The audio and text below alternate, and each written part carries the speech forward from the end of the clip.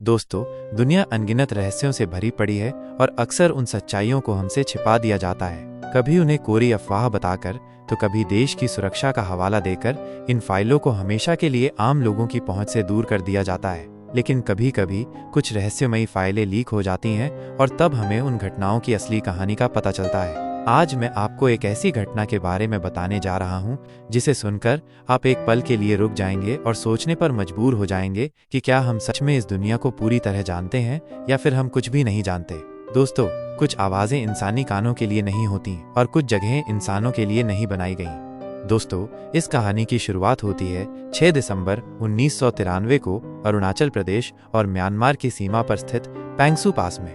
भारत सरकार द्वारा यहाँ एक अत्यंत गोपनीय मिलिट्री मिशन भेजा गया था। पैंगसू पास पूर्वोत्तर भारत का एक प्राचीन पहाड़ी मार्ग है जिसे दूसरे विश्व युद्ध के दौरान स्टिलवेल रोड के नाम से जाना जाता था। घने भयानक जंगलों से घिरा ये इलाका नागालैंड और अरुणाचल के बीच एक बेहद संवेदनशील सैन्य क्षेत्र में आता है, जहां आज भी आम नागरिकों का प्रवेश वर्जित है।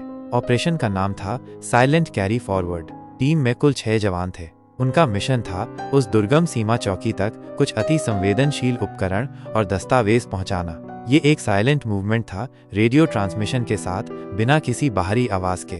जब टीम पैंगसू पास के नजदीकी गांव में पहुंची तो वहां की स्थानीय जनजाति ने उन्हें एक डरावनी चेतावनी दी। स्थानीय लोगों ने उन जवानों से कहा, उस जंगल में मत रुकना और जो आवाजें तुम वहां सुनोगे वो तुम्हारी आवाजें नहीं होंगी। वहां चीजें वैसी नहीं दिखती जैसी वे होती हैं। बूढ़े नागा लोग फुसफुसाते हैं कि जंगल में छाया लोग रहते हैं, ऐसी अज्ञात प्राणी जो इंसानों को देख तो नहीं सकती लेकिन सुन सकती हैं और हूबहू नकल कर सकती हैं। टीम ने इसे बस एक पुरानी लोक कथा मानकर नजरअंदाज कर दिया और घने जंगल की ओर आगे बढ़ गए। अब टीम उस जंगल में पहुंच चुकी थी। रात हो चुकी थी। उन्होंने अपना टेंट लगाया। रात के 1:27 पर अचानक से रेडियो ट्रांसमिशन अपने आप ऑन हो जाता है। रेडियो में कुछ लगातार सुनाई दे रहा था, कुछ ऐसा जो टीम के किसी भी सदस्य ने नहीं किया था। एक जवान ने कैप्टन से कांपती आवाज में कहा, सर, ऐसा लग रहा है जैसे पेड़ सांस ले रहे हों। कैप्टन ने उसे अनदेखा कर दिया। दूसरी रात 7 दिसंबर रात के 2:12 पर एक जवान अचानक रहस्यमय तरीके से गायब हो गया। उसकी राइफल जमीन पर पड़ी थी, मानो उसे वहीं छोड़ दिया गया हो। टीम के बाकी सदस्यों ने उस गायब हुए जवान को खोजने की पूरी कोशिश की, लेकिन वह कहीं नहीं मिला। तभी उनमें से एक जवान को पास ही गीली मिट्टी में 3 उंगलियों जैसे गहरे गड्ढे दिखे जो किसी भी इंसान के पैरों के निशान नहीं थे। टीम ने तुरंत चारों ओर तलाशी ली, लेकिन उन्हें कुछ नहीं मिला। उनमें से एक जवान ने मुख्यालय को रिपोर्ट करने को कहा, लेकिन सिग्नल मैन ने कांपते हुए जवाब दिया, सिग्नल जाम हो रहा है, कोई इंटरफेरेंस है, लेकिन ये मशीन नहीं है सर, लगता है ये कुछ और है। किसी तरह से उन्होंने रात काटी और सुबह उन्होंने तय किया कि उन्हें वहां से तुरंत निकल जाना चाहिए। टीम के सारे सदस्य गहरे सदमे और खौफ में थे, लेकिन आदेश था कि मिशन को हर हाल में पूरा करना है। तीसरी रात के 3:41 पर टीम के कैप्टन को महसूस हुआ कि कोई उनके आसपास है। उन्होंने गौर किया कि उनके बोलने से पहले ही कोई अदृश्य चीज उनकी आवाज में वही बात दोहरा रही थी। रेडियो ट्रांसमिशन फिर से ऑन होता है और एक जवान भयभीत होकर कहता है, They can mimic us.